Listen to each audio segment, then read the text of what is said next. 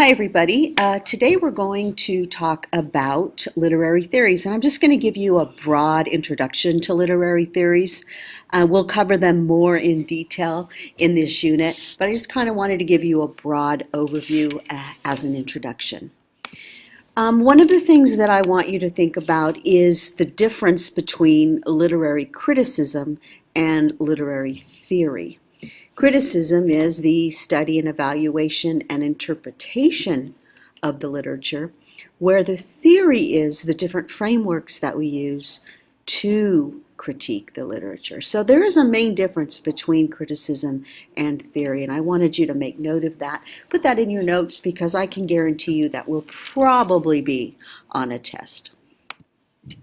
So what is literary criticism? Well, literary criticism is the way that scholars, and not only scholars, I mean, when you critique a movie, you're really using some of the elements of literary criticism.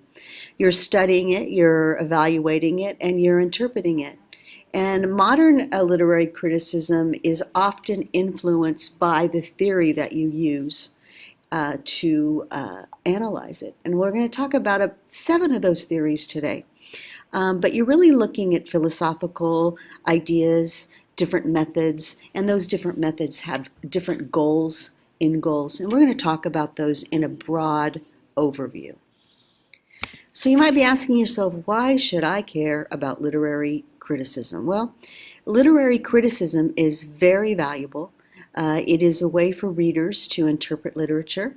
It's a way to analyze if something's good, if something's well written, if something maybe is something that we've never seen before, or we just want to evaluate literature in certain ways. One of the theories that we're going to talk about is Plato. I know we studied the allegory of the cave, and we know that story really well. And there is a theory based on Plato, and it's called the Platonic theory. And it really aims at examining the moral, ethical, and historical effects of art.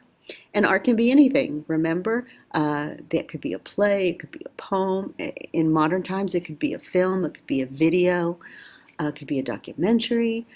So we're just looking at, when we're looking at Plato, we're just looking at the moral and ethical and historical elements of art. Plato felt that the visual world was an imitation of the real world, and we saw that in the allegory of the cave. And he felt that art was linked directly to the soul, and that good art brought good things out in people.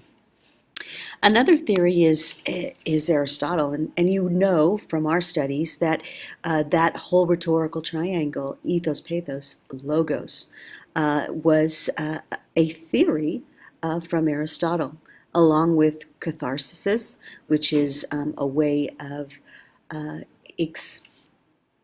expressing an emotion through a piece of literature, whether it be happiness or sad or any of those emotions. The third one is moral literary criticism, a moralist, and that really has to do with God or a higher power, ethics, social, cultural values that are placed on a piece of literature, whether it be philosophical, maybe topics even about abortion or different things like that have ethical points to them. The other theory that we're going to talk about is historical biographical, which is pretty straightforward. You kind of already probably figure out what that is.